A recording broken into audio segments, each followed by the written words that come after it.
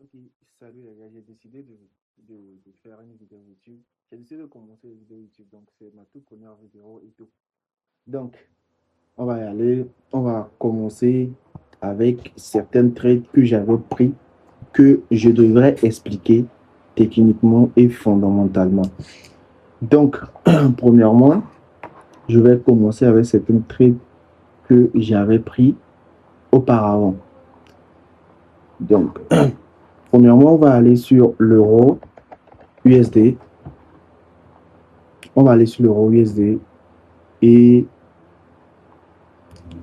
là, je pense que c'est l'euro USD.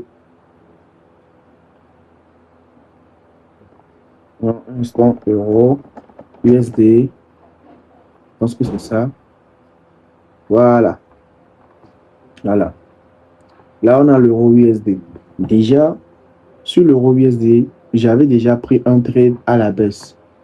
Ici, j'avais déjà pris un trade depuis ici jusqu'ici. Ici, et je suis sorti de position. Je vais mettre juste les captures d'écran quelque part.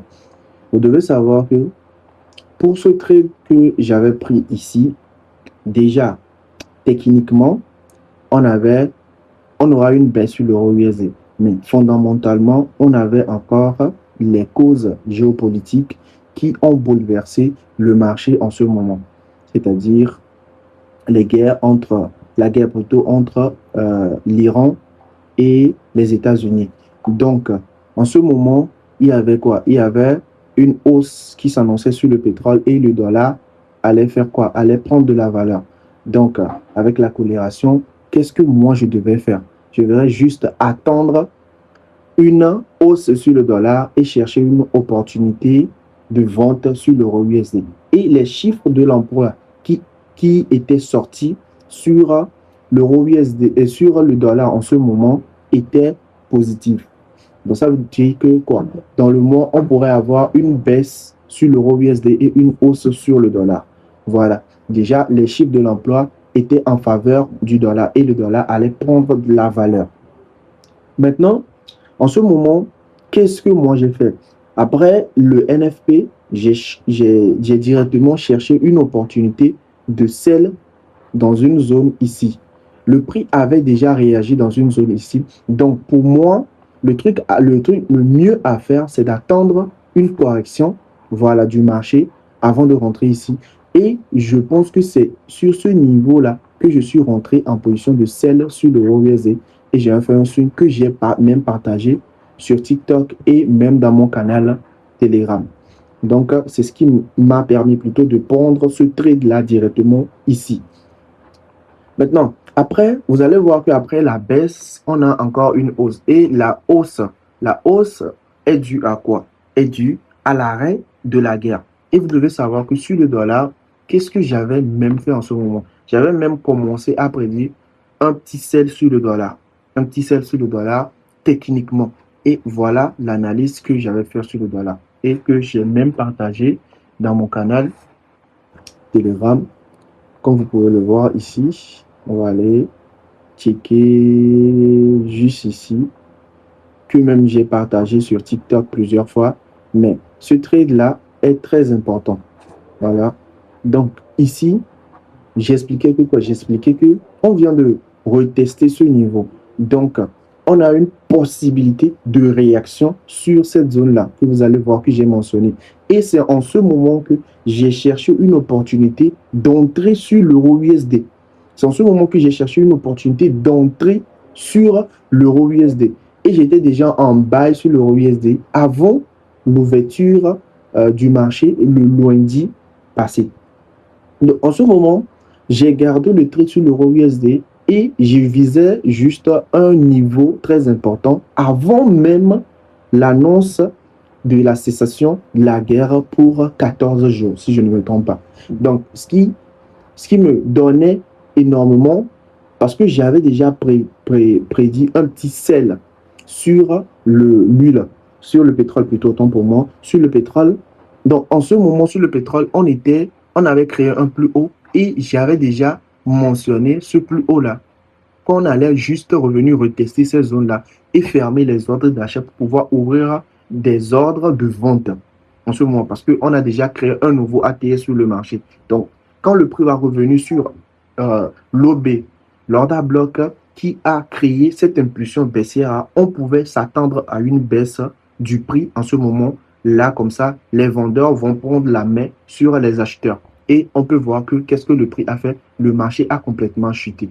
Après la baisse, on a encore eu un petit retracement. Et le petit retracement, c'était, j'avais déjà mentionné ma zone avec mon outil, le retracement de Fibo, où j'avais déjà placé mon ordre sur l'intervalle 0, 50 et 61. Parce que moi, j'ai toujours l'habitude de prendre les intervalles sur le marché. Parce qu'on arrive toujours à tracer des zones. Donc, moi, avec la Fibo, je prends le niveau 50, 61, je mentionne la zone et je prends le niveau 61, 78. Et si on a des zones fortes et probables là-bas, je sélectionne la zone là et puis je reste focus sur la zone point.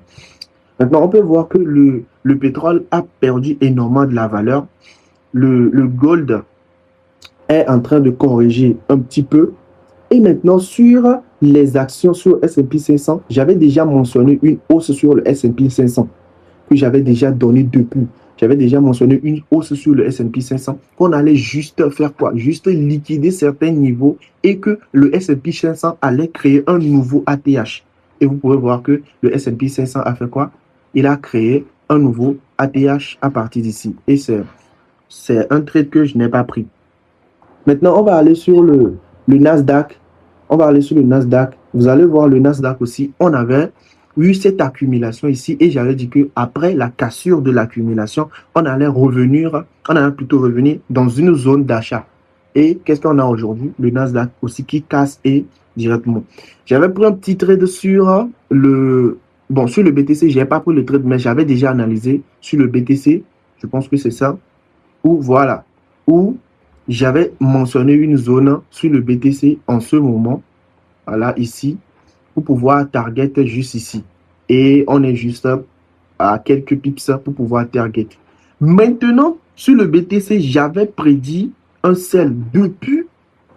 Je peux vous montrer, j'avais déjà prédit un sell sur le BTC avant même, voilà, je pense que je l'ai mis quelque part ici, avant même le sell du BTC.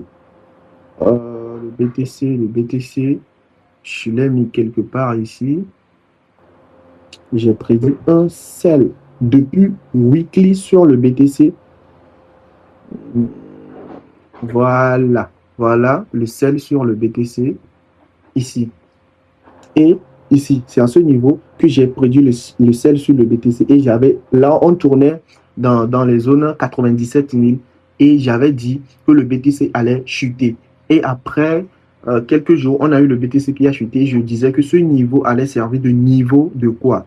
De liquidité et qu'on allait revenir sur ces zones-là avant d'avoir une possibilité d'achat sur le BTC.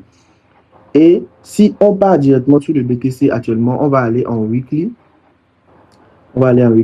Vous pouvez voir comment est-ce que le BTC a chuté. Et là, actuellement, on est en train de réagir juste dans la première zone.